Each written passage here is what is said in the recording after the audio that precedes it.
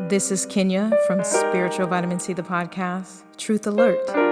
Living for God is the biggest win. Knowing how? Now that's the question.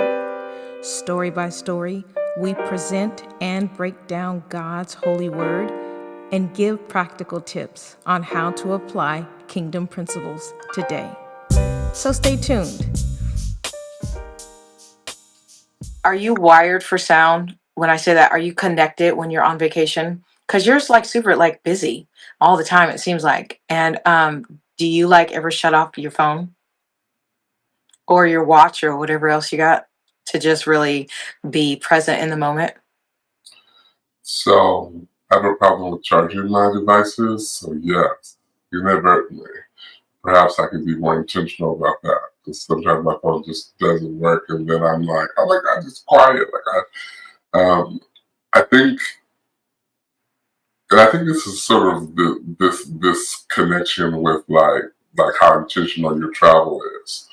Like, if I'm traveling for business or I'm going somewhere, like I tend to feel like everything has to be on.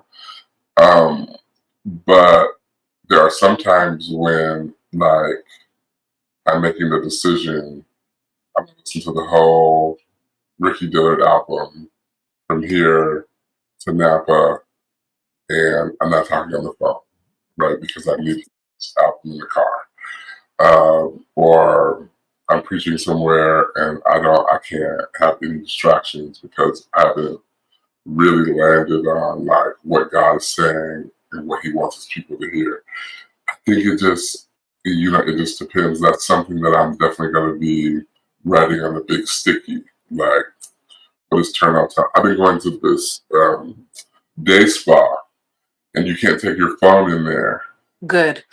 And you have to unplug, and you Take get all that stuff off. Take your watch off. Take it off. Yes. yeah, like you can take a book. Good. It's just like, and I've gone in there and I've realized, like, first I was thinking like, oh, God really speaks at the spa. Okay. Because I was like, that's where God like really talks to me. And then I realized that I was the problem because God can talk to me anywhere. That's where I listen. Oh, I like Mhm. And so then I was like, where else can I listen? Like, and I realized I can actually listen at home. Okay. And I can listen in my neighborhood. I can listen in the grocery store. And not to just be real churchy and spiritual, but I have been slain in the safe way. Like, whatever the Lord is wherever He wants to just have it out, like, let's do it right then and there. But I wanna. That's the only thing that keeps me sort of interested in unplugging is knowing that God doesn't want to compete with my stuff. Do you have a favorite place of all the places you've been? Is there something that stands out? Something special happened there? I feel a lot of joy in the city of Seattle, Washington. Okay. Because there's familiarity and freedom. And sometimes it's hard for those two things to be coexisting, right? Like, because sometimes familiarity will tie you down and you're just like, But I love that something is in the air there. Like, just all the trees, like, if something happens there that is freeing, there are things there that definitely are constraining, but just the place in general, I really have loved. I want to believe that Hawaii is one of those places too, but I also wonder if I would have gone there at a different economic stage in life, if I would say the same thing. I'm only saying that because I heard an interview with Michelle Obama, and she was talking about how her husband, the president, was from Hawaii, and when they were dating, like he had invited her. She was a South Side of Chicago girl, and he had invited her to go home with him for Christmas in Hawaii. And she was saying like she just remembered being like, "Where's the romantic luau and the sundown and the That doesn't like?" exist. And she was like in this high rise, like with his grandparents, like playing Jenga. So like I know that like Seattle is a place where like I've experienced joy and peace with $1 and with a lot more than that. I wonder about Hawaii. I don't want God to give me nothing and land me in Hawaii. That's not what I'm saying at all. I want to go to Hawaii the same way or better than I went last time. Mm-hmm. But the piece that I found was in an infinity pool, and I just don't know. Like I don't know. I don't know if I would have experienced the same amount of peace like if I was, at the Motel 6. I don't know. So I wonder about that. Oh, you could always go back and do it, and then you could blog about it, and then I'll know. I'm not gonna do it. I just, I just love water. I went to Mexico one time. Mexico was my first, I guess, international trip. My good friend had a wedding there that I was in, and of course, I was the only one that ventured off away from the place where we were staying By yourself? Oh, by that's right. myself You like solo. Okay. because I want to. Well, the other thing is I'm 6'4", like 300 pounds, so like Mhm. things could happen to me, but I could also happen to things. Okay. So I wanted to go to Starbucks, and I wanted to see how Starbucks was different, and I was convinced that what I was being offered in the resort was not the same thing, and I did.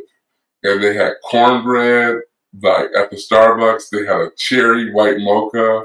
They had things that they don't have in America, and I was so happy that I took that risk.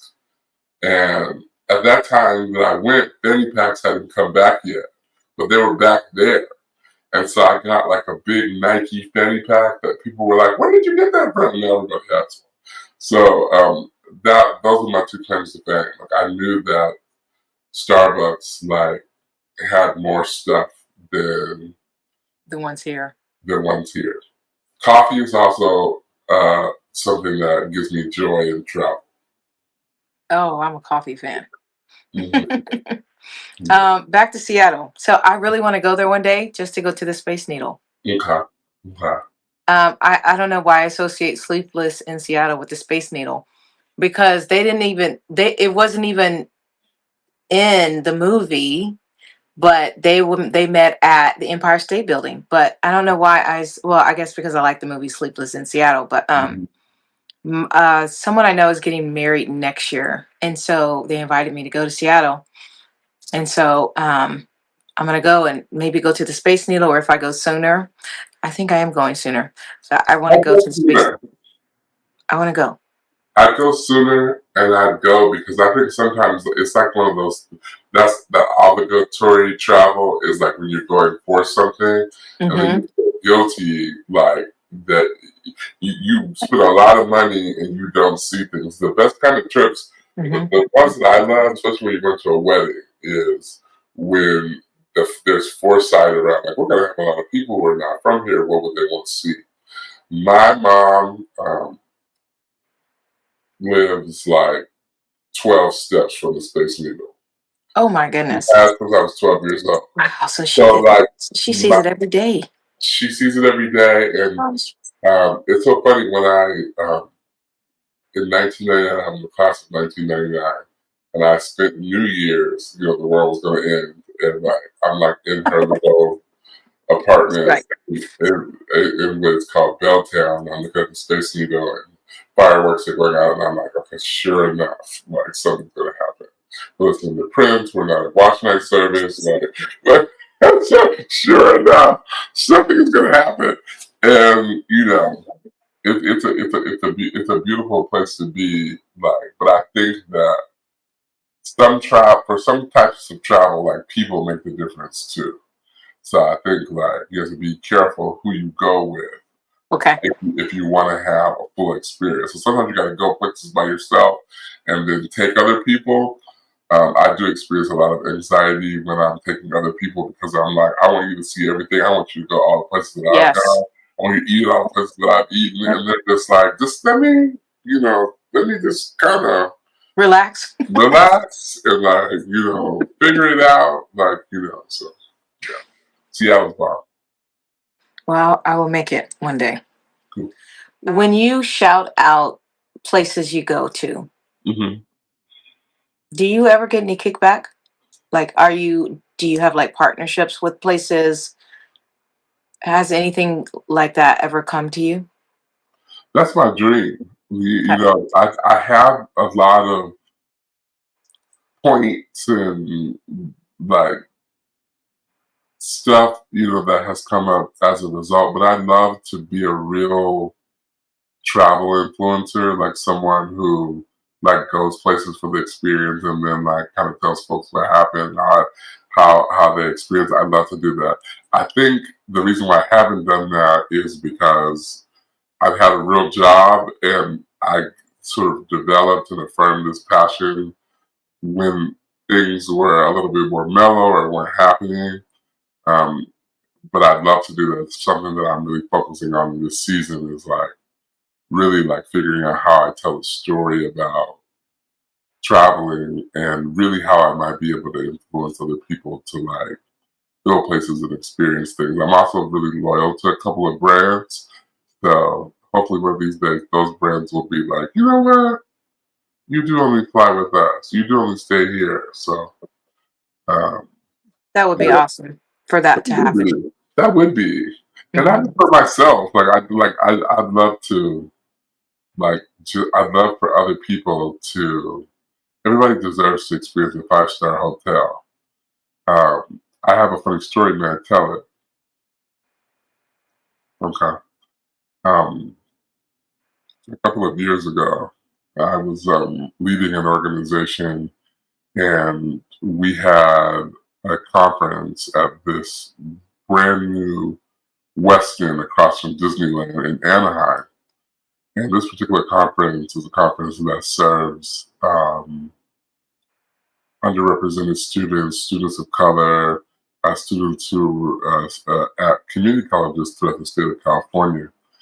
And like, it just did my heart so good to see our people like walking around this 5-star hotel like being authentically themselves, like with the dad robe on and the like the Egyptian cotton towel wrapped around their head because they went to the pool, and I just like for me like I love for everybody to experience that and to know that they belong. Like even if you only experience that luxury like once a year, once in a lifetime or whatever. Because I think that people don't realize how close they are to luxury. And like sometimes it just takes a couple more clicks. Or sometimes it just takes a little bit of research. Or, like really being diligent in your travel.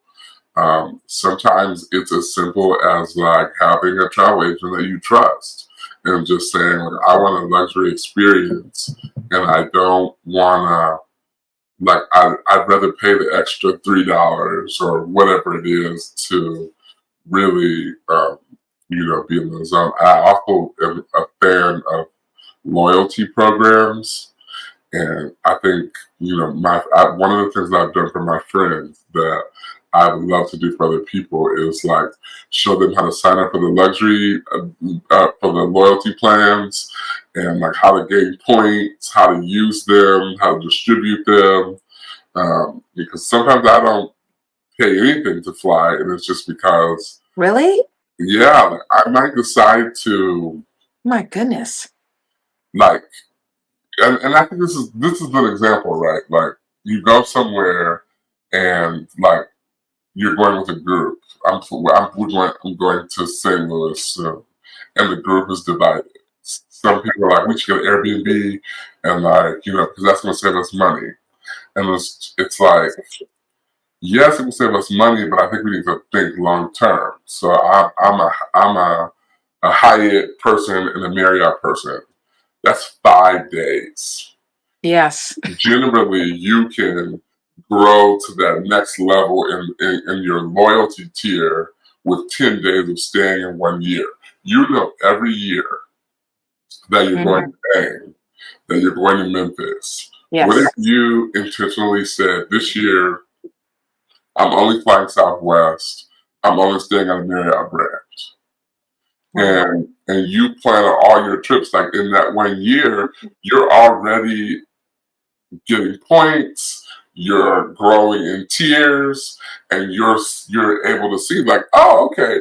But what people do is it's like, oh, okay, well, I looked on some website, trying to save money, and the flight was $3 cheaper, so I went there. But you didn't get any benefits, you didn't get any points, you didn't go to the next level. Like, you just like you saved money. You think.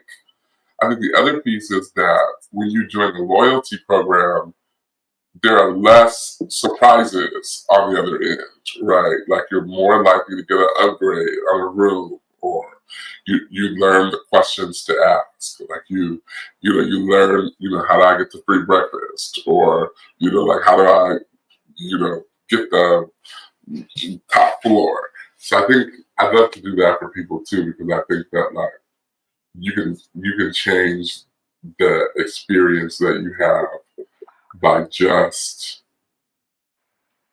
paying a little bit more attention, spending a little bit more time, maybe a little teeny bit more money sometimes, and really weighing whether it's worth it. Because at the end of the year, every year, I go to these conferences. I'm going to Seattle for 10 days. My family lives there. I usually go from like the 20th to the 30th. I can't do. I just can't think of in my adult life. I do not believe that I've ever paid full price the whole time for a hotel, because I store the points. Usually the flight is free. Last year I think I had of the 10 days that I was there. I think I may have paid for 4 of the days. Oh my goodness. And it's no rocket science. It's just loyalty. It's just realizing that it would cost $40 more, but I'm also going to get 20,000 points from this. Like, so what makes the most sense? Do you book directly with the hotels? hmm You do. If it's advantageous, I'm booking directly with the hotels, because I want to make sure that I'm getting all of the benefits. You can't get benefits by booking through third parties in general. So like Okay. I'm a platinum member at the Marriott. If I book on hotel.com, I don't get any of my platinum benefits. You don't get any of those? Not any of them. What you can do is you can add, once you get to the hotel, you can say, hey, I want to add my loyalty number to my Right. account. And some chains will say, oh, okay, well, we'll upgrade you or give you access to the suite or give you access to the concierge level or what. Some of them might do that, but Mm-hmm. sometimes the difference. I remember I had stayed at a hotel and it was like $50 cheaper to um, book using a third party. So I did that. And Okay. then I got to the hotel, and the booking with a third party, I didn't get free breakfast, I didn't get free parking, I didn't get an Oh, upgrade. So if I would have okay. paid that for $50, I would have had all those things. Like now, if you're staying 3 or 4 or 5 days, that's different. But like one Okay. day, like if you think about like, 'cause you're gonna leave the hotel and find something to eat, Yes. like you're gonna, and that's gonna cost more. You're gonna have to order something out, or you're gonna have to. So I think it's just is what makes travel valuable, especially if you want to do more of it, is being smart about how you do it. Because I think that like travel planning like requires you to be thinking about like how you want to travel, who you want to travel, where you want to travel. the experience that you want to have well in advance, right? Like, and there's some things you have to go to, like, and you're starting to look at it. Like, I know I have to go to Seattle, multiple times. My family's there. There are lots of birthdays. There's Christmas, and so I have my Groupon account set to Seattle because the likelihood that I'm going to use Groupon something or other in Sacramento is very low. But if I see, something from there or in that city, you can change it to where, no matter where you're going, like those things are set up so that people who live in those cities who are not traveling will access those things because they want non-tourist attention, right? So it's places that we're like, can't wait to go, that if the system thinks you live there, you're getting like, 75% off, to go there, which is like cool if you're visiting Napa and you might want to go to a spa there or something like that, and you might want to go on a Tuesday. It's a lot of things to think about to make your trip, better and more exciting, and cheaper. Where are you going next? Did I ask you that already? No, Where are you going next? I'm going to Seattle, Fort What place you? Worth, Chicago, You're going to Chicago. hmm this summer, and Las Vegas, and lots of places in between. Those are my June and July trips. Chicago, Las Vegas, Yeah, Seattle. I'm excited about going to Chicago because I haven't really gone to the Midwest in the way that I want to go to. I also really want to take a fall. I took the best trip of my life. If you ask this and I didn't say this already, I do apologize. I was a young professional. I had just moved to Sacramento from Las Vegas, and I had $800 flight credit actually from going to AIM. I was oddly enough, I got stuck somewhere. And my friend, who had just completed law school and was hired by a firm in New York City, her husband was still in law school at like some Ivy League school during the week. So he'd be at that Ivy League school during the week, and she'd be like in one of the boroughs during the week. And she was like, "Come down, spend a week here, like do your thing during the week. On the weekends, we'll all the three of us just have a good time." I got that flight. We take whatever, I think she lived in the Bronx or something like that. I take the train into downtown New York City. I just wander around all day, drinking coffee, eating greasy things, shopping, just looking for things. And then when she was done with work, this was like post 9/11, so it was just kind of like, Wow. and it was like a September. It was like hot and cold. And then it was just so beautiful to go back to the neighborhoods. Like, I think she lived in the Bronx, and like pizza shops and Wow. coffee shops and libraries and bookstores and just little hole in the wall restaurants of Indian food and Chinese food. And that was like the best trip that I have ever taken in my life. And I just slept on her floor like for 6 days, and like every day got up and took a shower and like went in there. So I was in my 20s then. So maybe I might have been in my late 20s or early 30s. Wow. And I will never forget that trip. And I always said that like I just want to go back to New York in the fall. Oh.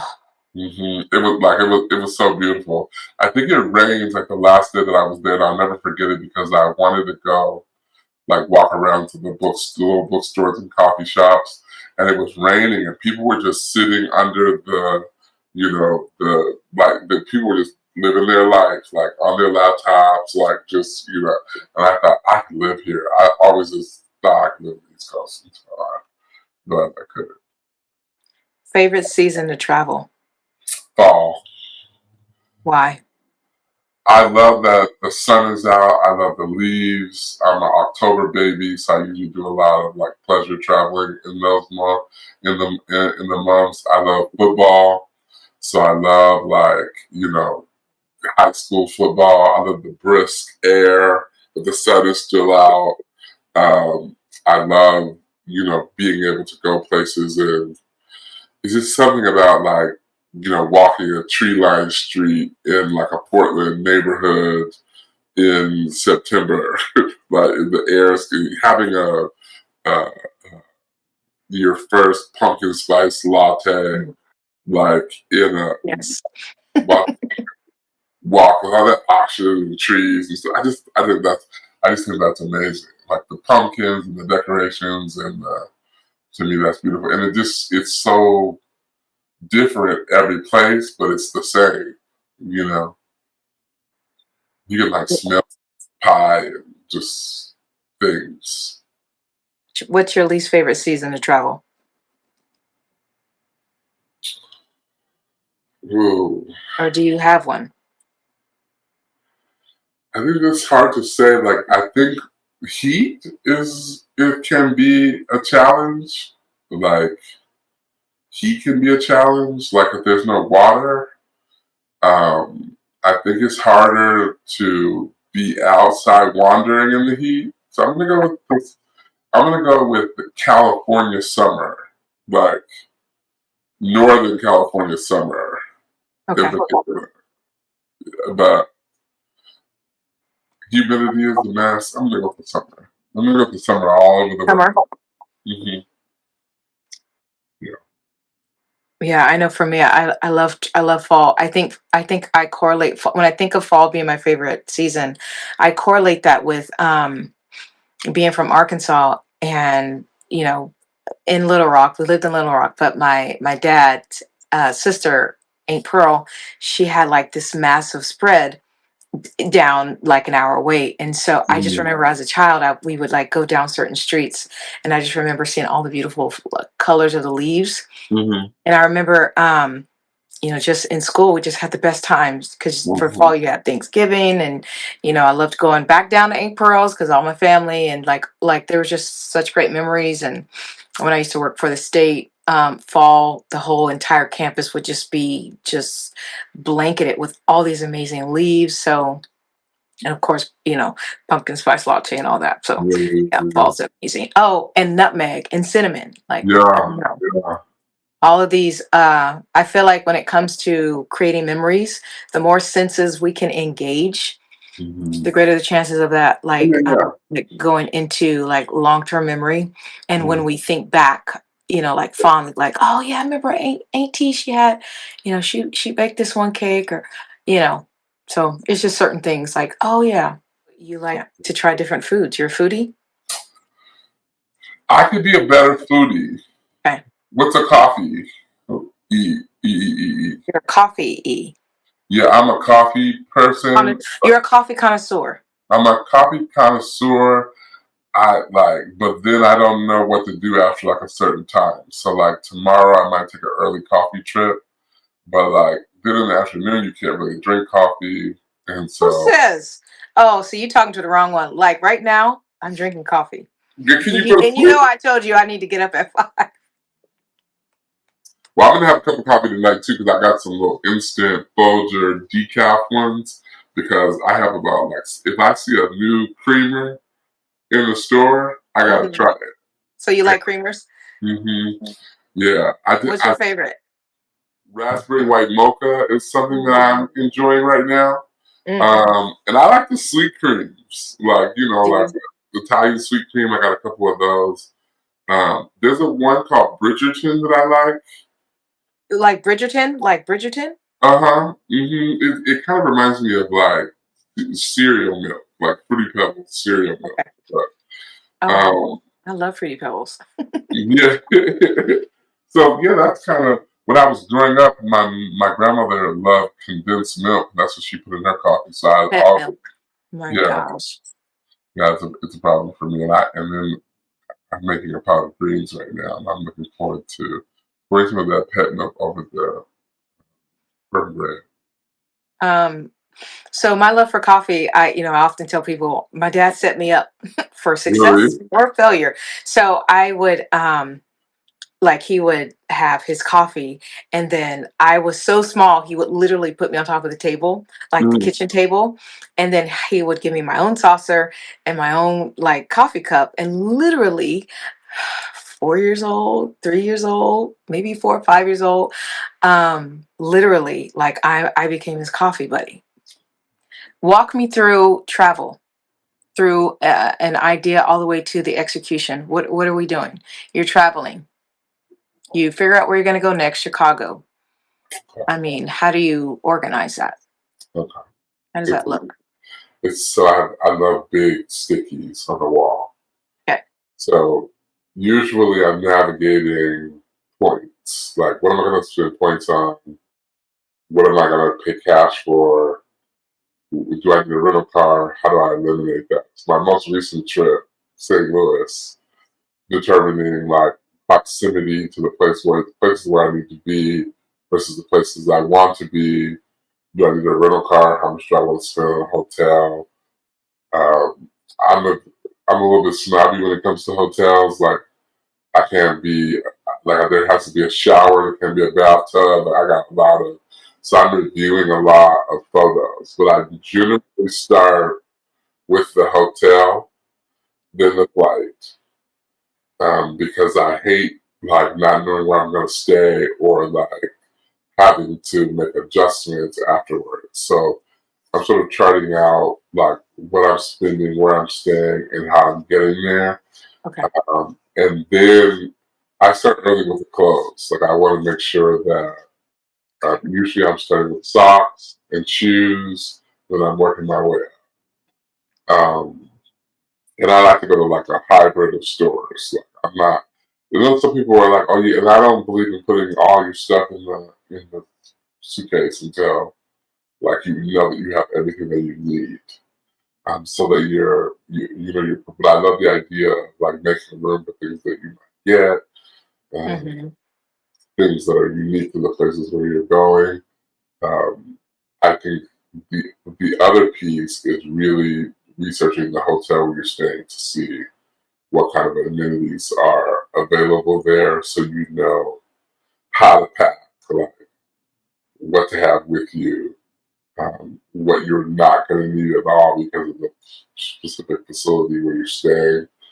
Um, and then, I always try to determine, like, at what point in this experience am I going to feel like I'm spending more money on something that is necessary? Usually, like traveling, Uber, and rental cars and stuff.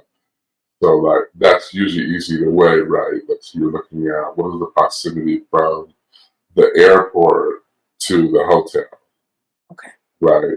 It's just if our average is $60 a day, but it's $40 to rent a car, it might be more ideal unless you find out that it costs $40 to park the car, right? So in those situations, you're looking to see, does the hotel where I'm staying at have the ability to rent a car from that space so that I can pick up and drop off there and only use it on the days that I need it. So just sort of like those little nuances I'm generally planning, um, and just what I want to wear, how to show up.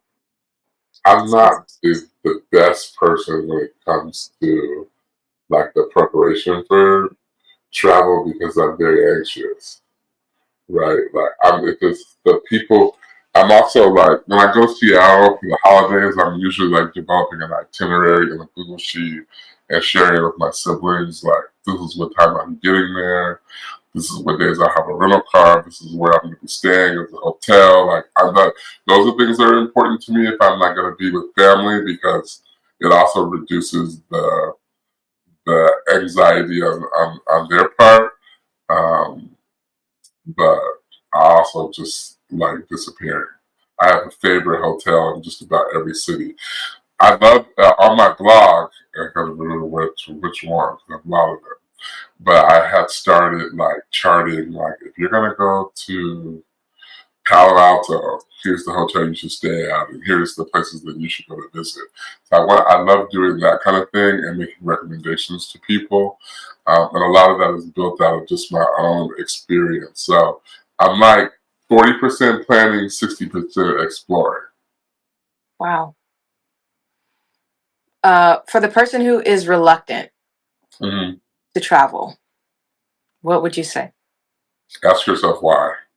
What makes you reluctant to travel? Like, what are you afraid to? What are you holding on to that makes it difficult for you to do? If it's financial, plan through that. If it's responsibility, plan through that. If it is just not knowing where to start, like think about what inspires you. If you love Michael Jackson, go where his show is. You know, if you love concerts, like that's one of the goals that I have for the end of the year. Like, cause it's really hard for me to travel somewhere new. Like, and I'm just on this journey of like releasing myself. Like, all Mhm. the that I mentioned, I'm gonna go to Benicia. I'm gonna go to these places once a year. Like, they're very comfortable with me, and sometimes it's hard to remember. Hey, you learned about those places because you took a risk and went there one time before you even knew that they existed. So I think it's really important to think about what you like. I like coffee. So if I hear about a coffee shop in Santa Rosa, when I came to Santa Rosa, I did a whole night a whole 2-day trip to Santa Rosa one time. No, really? Yeah, and there was a cupcake place that inspired me because I was on this cupcake thing for a while because everybody was. It was kind of like the fancy cupcake thing, and there was a place they opened up a new AC hotel in downtown Santa Rosa, and there was a cupcake. Yes. That was like 3 or 4 years ago, and Oh my gosh. I thought the idea of like European concepts and hotels in America was interesting, so I wanted to stay there. And I heard there was a cupcake place and there's a breakfast spot.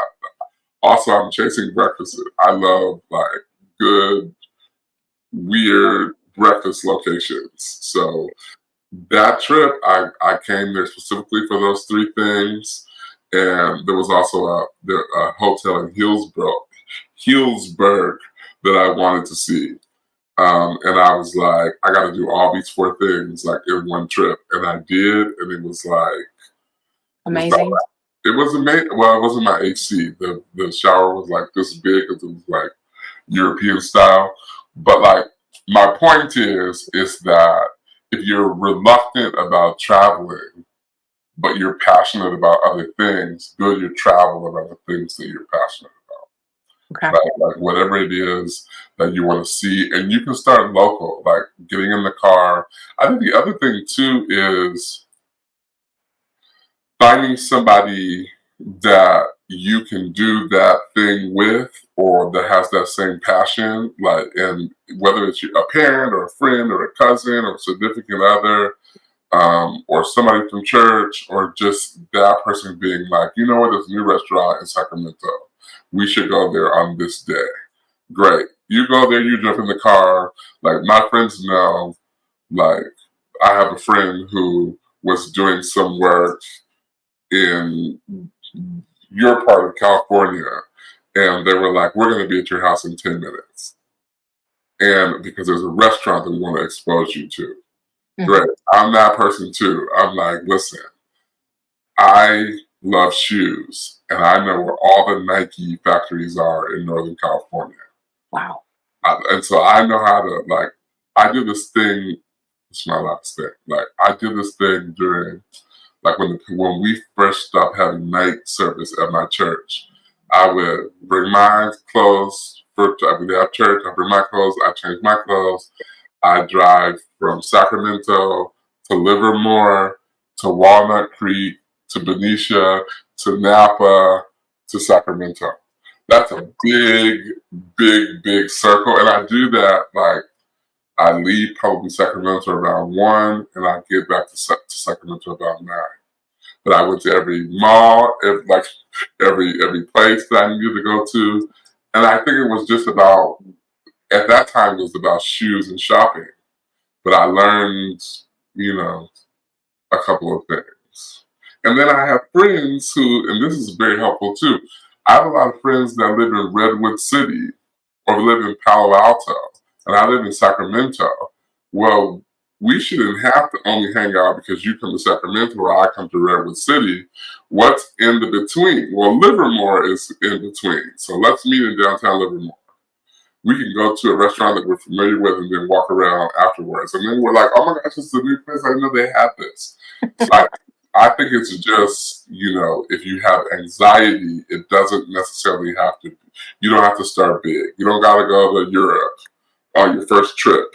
you can take that mindset, and I want you, Miss Kenya, I want you to go to Yountville. Yountville. I can do it. Look, I can feel myself saying, I don't think so, but I'm going to say I will go. But you know what, though? And this might just be you, because some of these places are spectacular around the holidays. Really? Like, it's just beautiful. It's not a lot of city, not a lot of space.